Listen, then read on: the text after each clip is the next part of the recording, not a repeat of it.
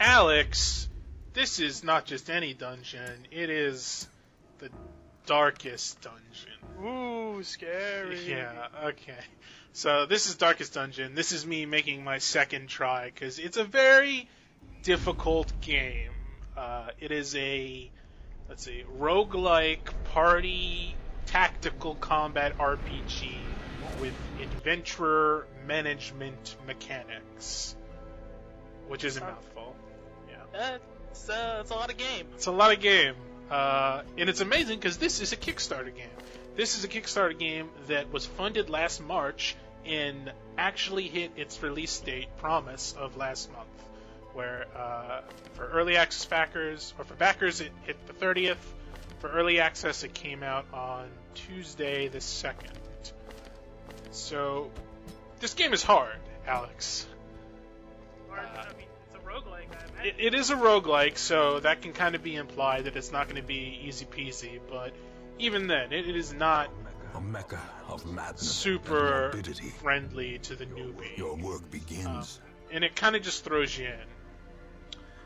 It's not your classic, like, 4 characters with, they've got, backstories, and you'll learn more about them. It's more XCOM. You're just throwing guys at the monsters. So, it's kind of cannon fodder?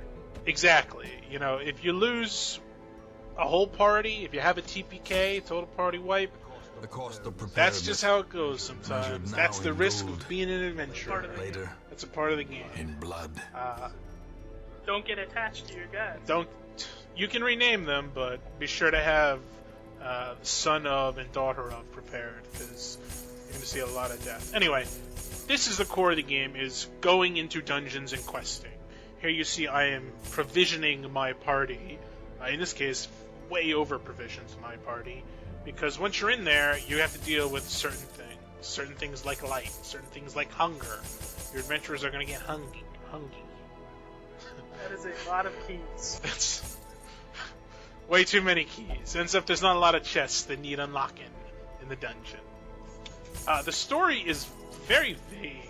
There's a narrator who kind of speaks as you, or kind of speaks to what had happened. Essentially, you're not one of these characters. You are the adventurer manager.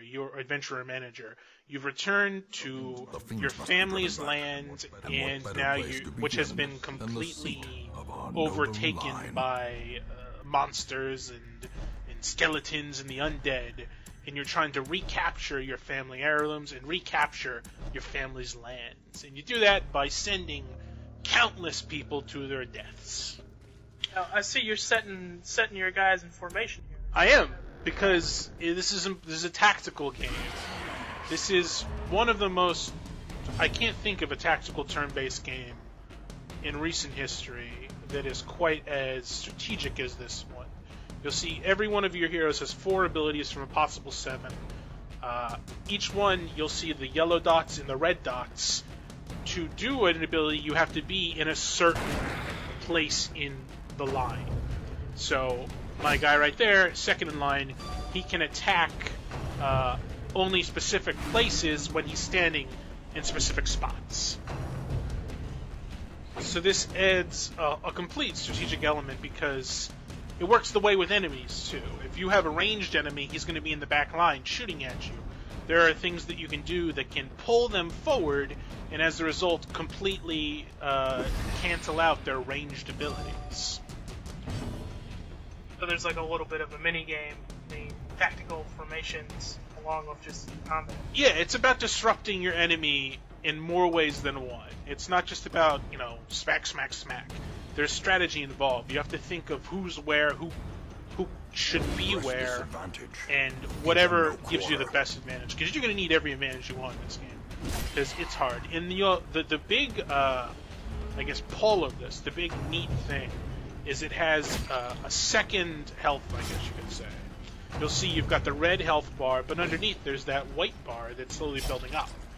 That is the stress mechanic, which is kind of the core conceit of this game. One of its big design is as the fiend falls, venturing in dungeons. Not everyone's going to be superhero Diablo, not scared at all kind of character. it can be stressful. It can be scary when you're fighting crazy cultists with Wolverine Confidence claws. surges as the enemy crumbles. It can be a little much.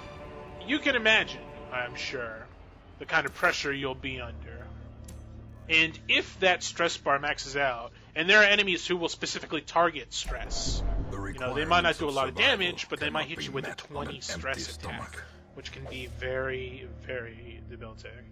So you'll see here, my Vestal, the cleric lady in the back, has already maxed out on stress. Lie in wait. And when that happens to one of your characters, For blood. they get a terrible affliction, is what it's called.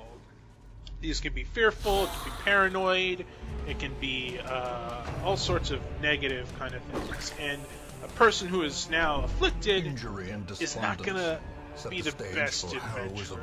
You'll see she'll Or say cowardice. things that are a little crazy, and then that'll cause someone else to go off. It's this kind of chain reaction that can be very, very unforgiving. You know, one person says something, there Fear you see and it builds frailty again. He did a stress finally attack claim on me. their due. Only did 1 damage, but built stress up enough that his resolve is now tested and he is hopeless. Yeah, I'm seeing it here. It looks like dominoes. Exactly. That's a perfect way to put it. Your party is falling apart. You know, sometimes they'll pass their turn, sometimes they'll hurt themselves, they'll refuse healing, they'll move to the back of the line if they're scared. It's really a neat mechanic. Oh, we got a little So it's like a high-level code bug. Pokemon that you are He doesn't respect you. trainer. Yeah, exactly. You don't have his respect, he's not going to listen to you. This is another thing called camping.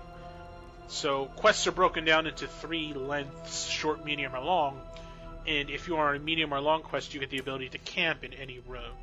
And during camping, you can repair health and also repair stress, which is very important. There's no real stress heals in the game. You can get a bonus by critting someone sometimes. Sometimes your characters, when they get full stress, they get a positive. It's kind of like they become more focused at being full stress. And then they can say things that'll do the opposite. They'll lift the spirits of their companions. But it's really, yeah, it's hard once you're in there and the stress starts building to come back. You can always, yeah. It looks like here you're. Yeah, so this is a little bit later on in the game. I have a full roster. They have all been leveled. You'll see, to decrease the stress after an adventure, they can go to a certain building. So they can go to a church, or they can go to the tavern, and they can have a drink and have a prayer, or have a little flagellation to de-stress themselves. That always works for me. Yeah. So when that happens, though, they're out. You can't reuse them.